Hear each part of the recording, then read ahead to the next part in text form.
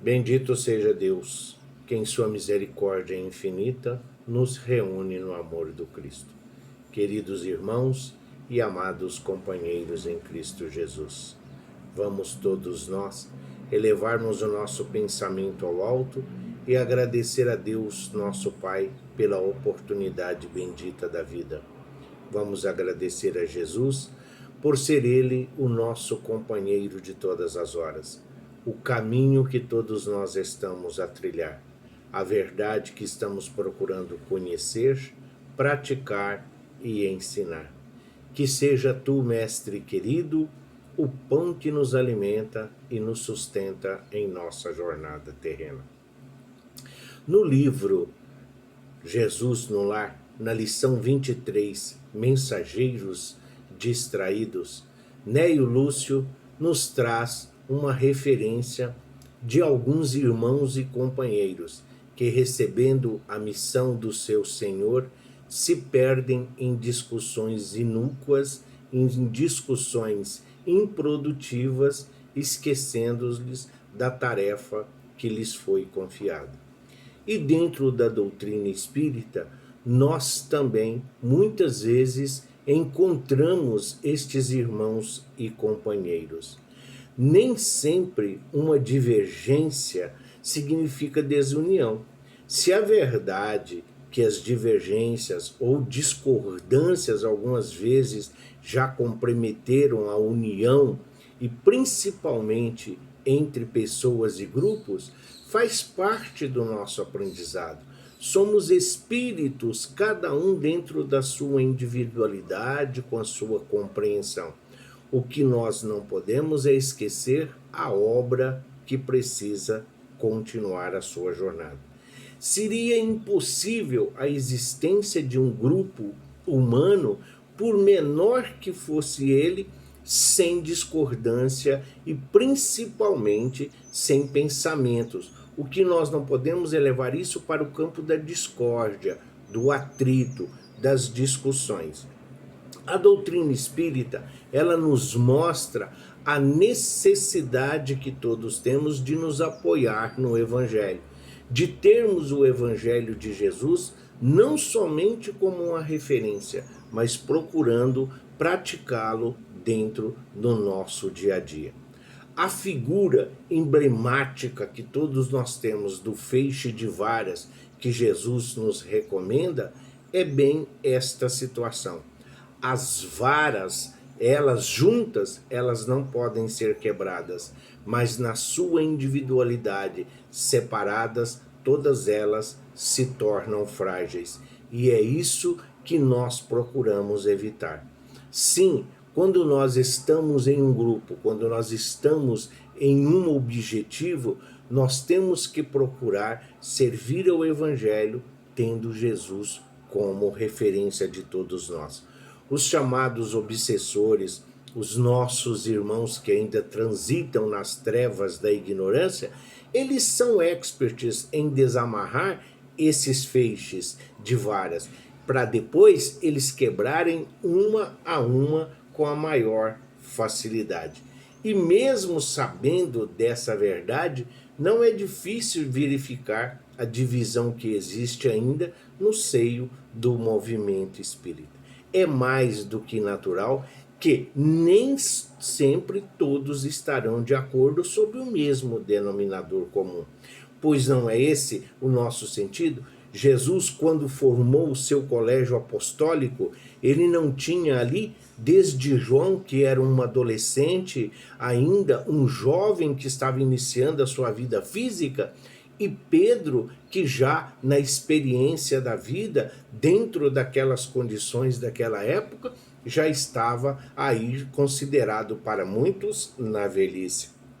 O que nós devemos definir são objetivos claros. O que nós temos que ver sempre é como levar o Evangelho, como levar a palavra de Jesus, como apresentar Deus a estes irmãos e a estes companheiros de jornada. Justamente por isso e pelo que nós observamos na vida cotidiana, nós não cremos que seja necessário evitar aí qualquer divergência ou qualquer discussão. O que nós não podemos é esquecer a tarefa, é esquecer a nossa missão.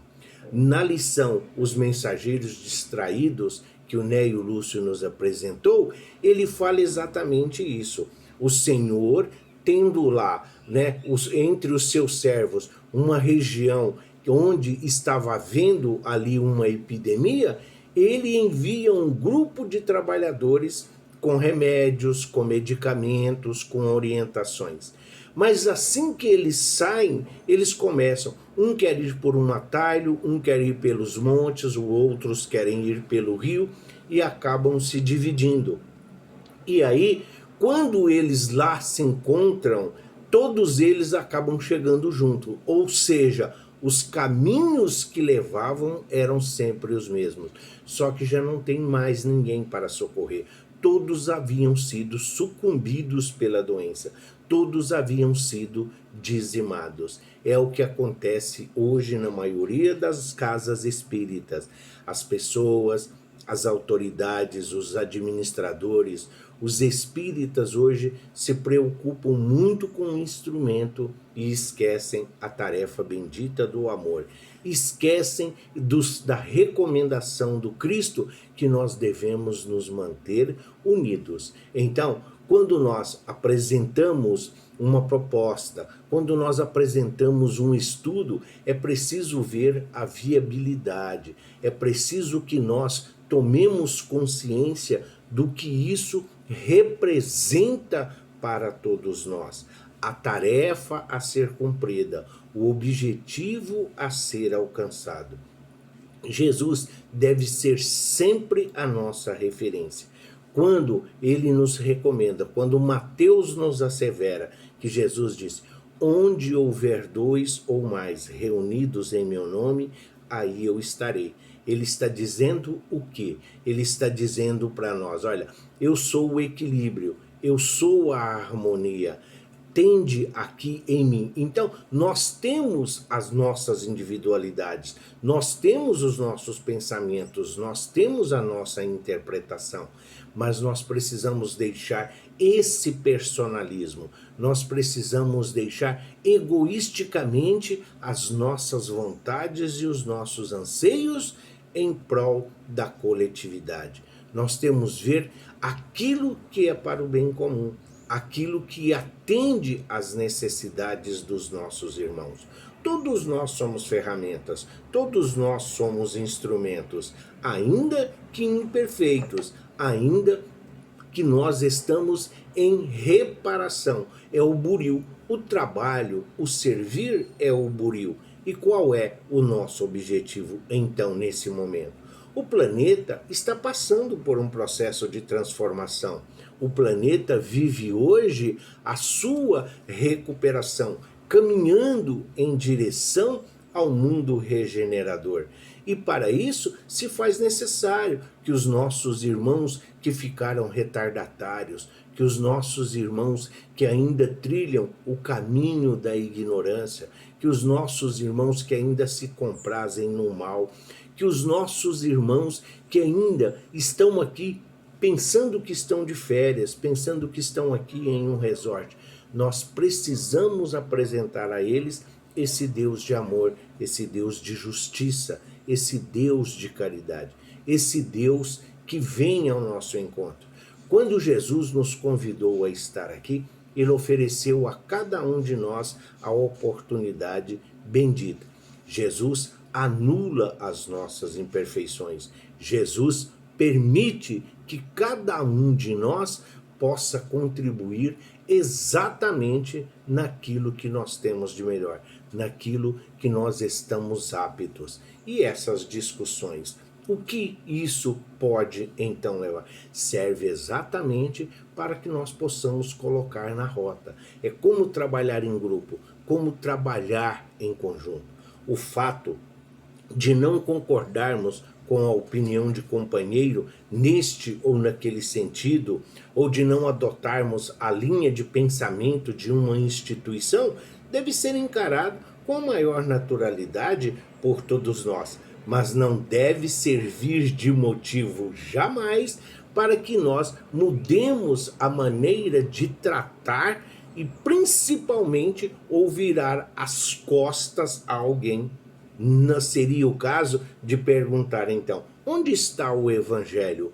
Onde está o nosso conhecimento? O que nós estamos fazendo com esses recursos e com esses mecanismos que chegam até nós?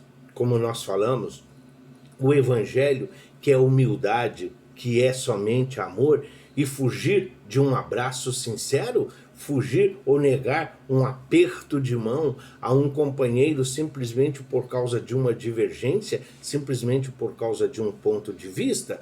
Claro que não.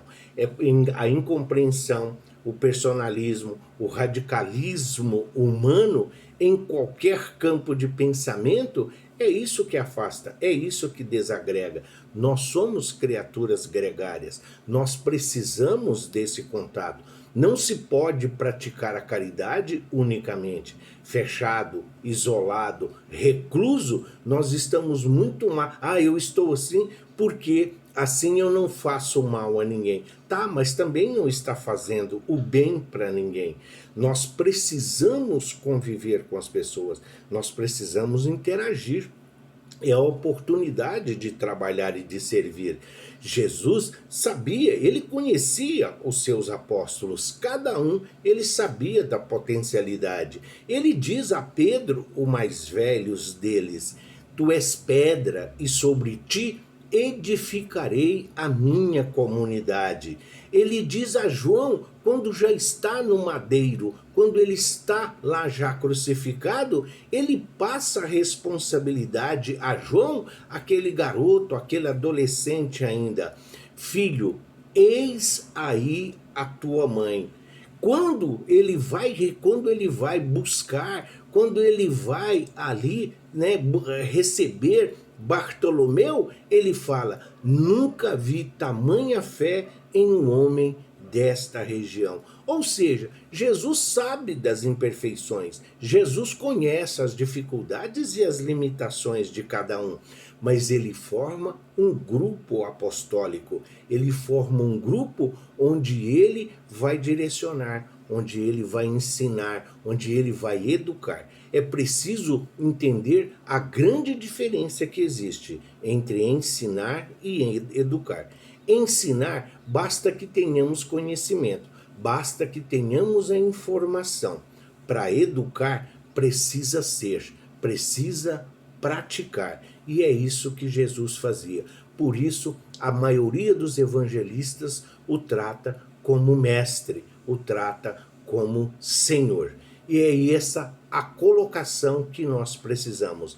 Nós aqui somos hoje, abraçamos essa doutrina bendita, que é a doutrina dos Espíritos, essa doutrina consoladora, essa doutrina confortadora que tanta luz nos traz, exatamente buscando esta compreensão.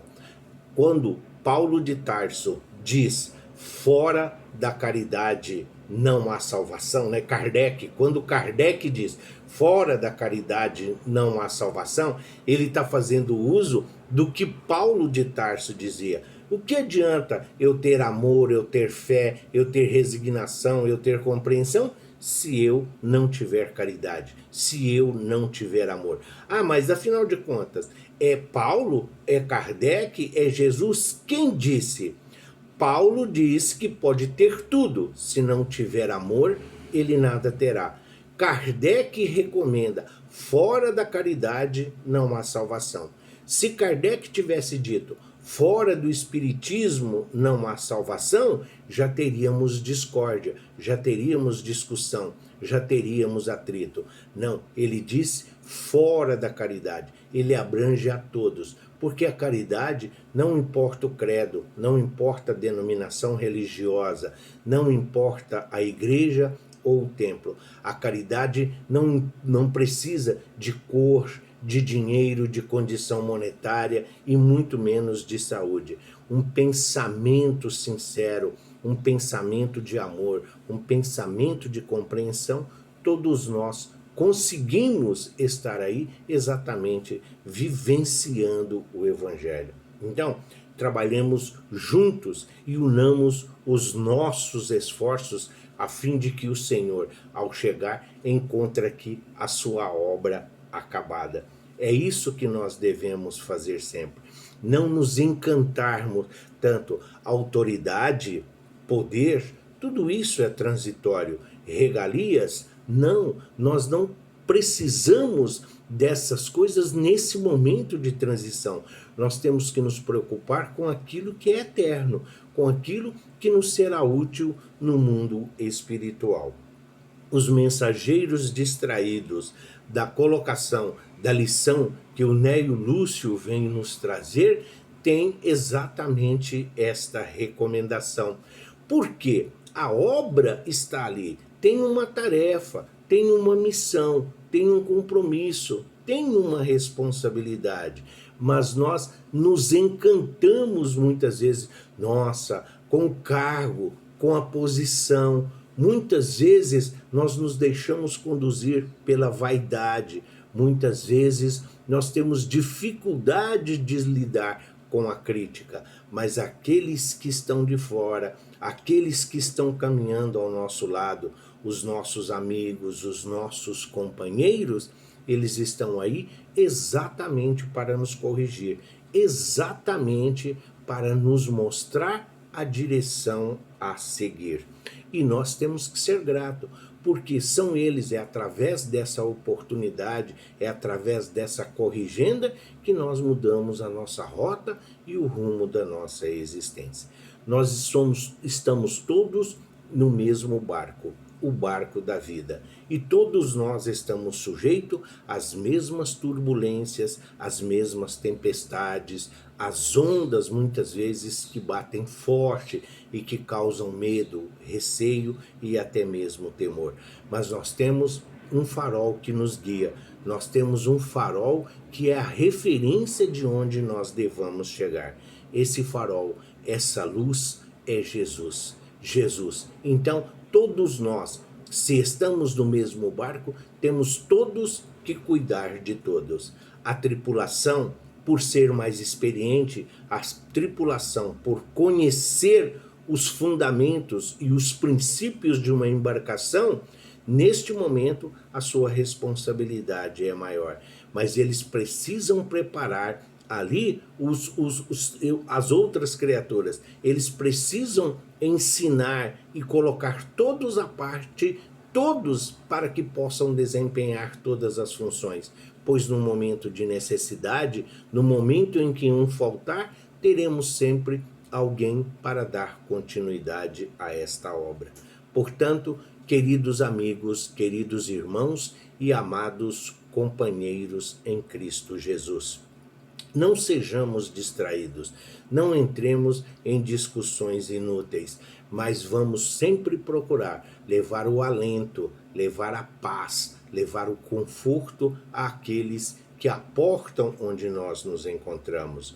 Paulo de Tarso disse: eu lutei o bom combate. E nós, estamos também lutando o bom combate? Ele também disse: já não sou mais eu que vivo, mas o Cristo que vive em mim. Qual Cristo está vivendo em nós? Nós estamos vivendo para o Cristo e em Cristo? Será que nós teríamos condições hoje se Jesus se aproximasse de nós? Se Jesus viesse até nós? Será que nós olharíamos no olho? Será que quando Deus nos convocar e pedir a nós aí as informações a respeito daquilo que ele designou para cada um de nós, qual será a nossa reação? Qual será a nossa atitude? Será que nós vamos dizer: Senhor, dentro daquilo que se apresentou, dentro das minhas condições, eu fiz o melhor que pude? Ou nós vamos abaixar a cabeça envergonhados, simplesmente porque nos deixamos consumir pela vaidade, pela prepotência, pela arrogância que muitas vezes ainda domina o nosso ser. muitos de nós hoje já passamos da fase do instinto, já passamos da fase das sensações. Hoje nós já compreendemos o que é o sentimento. E se o ápice do sentimento é o amor, então Jesus, a manifestação divina do amor, vivendo aqui entre nós, Jesus, nosso guia e modelo, há de estar conosco, hoje, amanhã e sempre, iluminando, guiando-nos, alimentando-nos, corrigindo as nossas imperfeições, para que nós possamos trabalhar e servir, para que servindo possamos amar, para que amando possamos melhor servir. Graças a Deus e graças a Jesus.